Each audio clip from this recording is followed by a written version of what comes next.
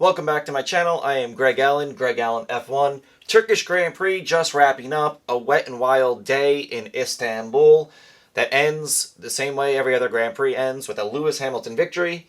A Lewis Hamilton driver championship after Bottas has absolutely nothing for him in this race. Let's see how we got there though at the Turkish Grand Prix. Lap 1, Red Bull has a slow start again. They do not get off the grid well. That's been a theme of them all season long. Not sure if it was a grip or power issue this time. Either way, Red Bull has a bit of a slow start. Bottas and Bottas and Esteban Ocon have a spin going into turn 1. That would kick off a very large theme today of Valtteri Bottas not being able to get around this racetrack in wet conditions. So, not a good start for him. Racing Point goes 1 and 2 though, the exact start they were looking for, and it looked for a large part of this race like Lance Stroll was going to be able to run away with this Grand Prix. Wouldn't play out that way though. Lap 2, Sebastian Vettel has a massive start, and these 2 points here are going to be very big for Ferrari. You see it in the title of this video. Ferrari has a massive day. Vettel goes all the way up to 3rd by lap 2, and in lap 8, Charles Leclerc decides to pit for intermediate tires, and everyone follows suit because he has amazing pace on him and shows that that's the tire to be on. And he would have a really good race up until the last couple corners. Lap 13, Antonio Giovinazzi winds up retiring. It brings out a virtual safety car. A rare virtual safety car. It doesn't really affect anything. Everyone had made their stops already except for, at that time, George Russell. George Russell doesn't decide to pit because he wants the track position at that time. So much went on this race. A lot of drivers were off the track. A lot of drivers spinning around. I couldn't get everything on the board and still be able to fit it. But some big things happened around the lap 16 to lap 30 mark in this race, especially if you're a Red Bull fan. Lap 16, Alex Albon is looking fantastic at this point. Gets by Hamilton, gets by Vettel, and looks like he has all the pace in the world. And that would be amplified by 3 laps later. Max Verstappen is in a battle with Checo. Cannot get by him. Doesn't stay patient, gets up behind Checo and completely loses it, spins out, and takes himself completely out of contention at this point. The way the strategy would come out, he would have a couple more chances to get back in contention, but overall, this pretty much took Verstappen out of anywhere being able to win this race. And it puts the team highlights on Alex Albon. And around lap 20 through lap 30, we look like we might have a first-time winner. You had Lance Stroll out in the lead, Checo in 3rd, and Albon chasing him down. Sorry, Checo in 2nd, Albon chasing him down in 3rd. And it's amazing how we went from that around lap 30 to where we ended up in this Grand Prix. Anyway, lap 34, Alex Albon unfortunately has a spin, so that kind of takes him back out of it. It's an unfortunate mistake. Unfortunately, at this point in the race, we would see that the intermediate tires kind of turning into slick tires isn't going to be an advantage yet. The track's still too wet. Albon spins. Later in the race, we would see that play a large role in the winner. Lap 37, Lance Stroll winds up pitting. So there was some conversation with this team on whether or not they should come in and go onto the intermediate tires or stay out a little bit longer and see if they can get the slicks or do what Lewis Hamilton did and turn these into slick tires. Leclerc, once again, pits early and looks like he has a ton of pace, and a lot of drivers start following suit. So eventually Racing Point calls Lance Stroll in, and it would be a massive disaster for him. His tires immediately start graining when he comes out in the new intermediates. Then he tries to make up for it, makes some mistakes on lap 40, loses a ton of ground, and he never makes this up. And he winds up having a pretty poor end of his day, going from 1st and finishing this race back in 9th place. So not a good day for Lance Stroll. After the first half of this race, he looked like the man to beat. And unfortunately, the pit strategy did not quite work out for him in this case.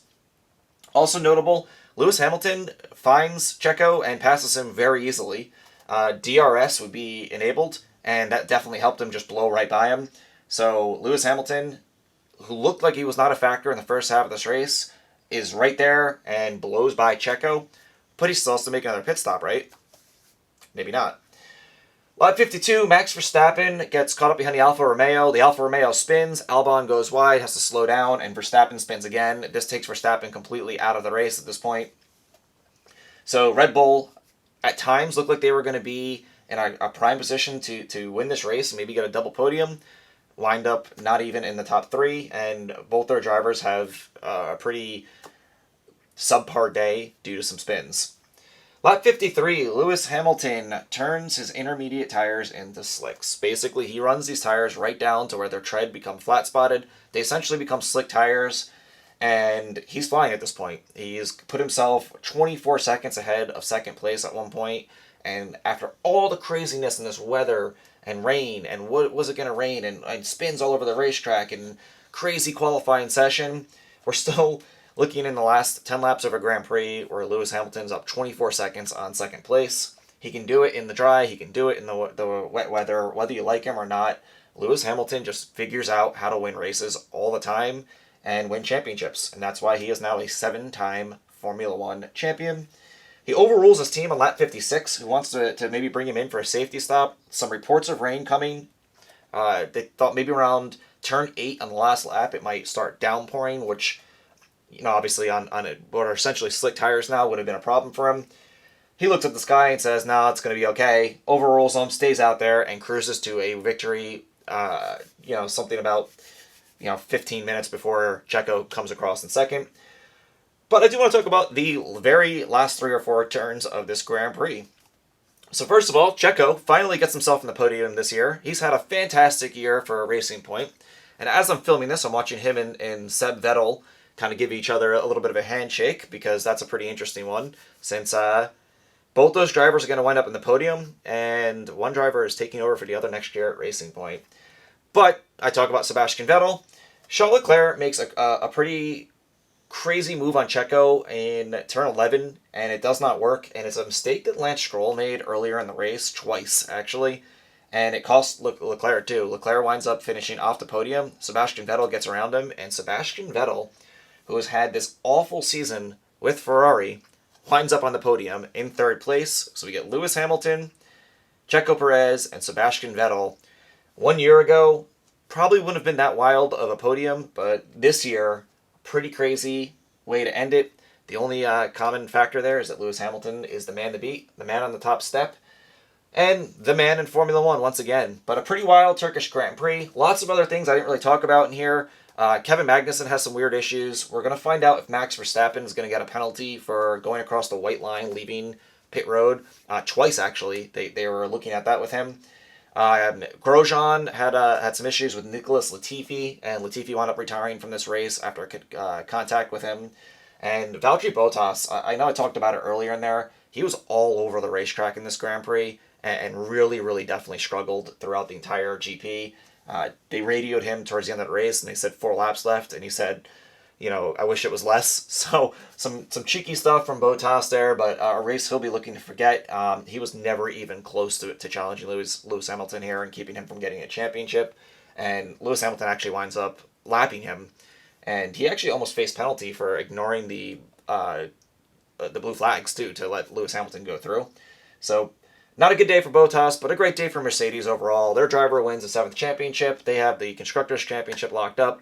3 races to go that are now just a formality, and basically are 3 races to try and gain some momentum going into the 2021 season. We'll see what happens. Turkish Grand Prix now in the books.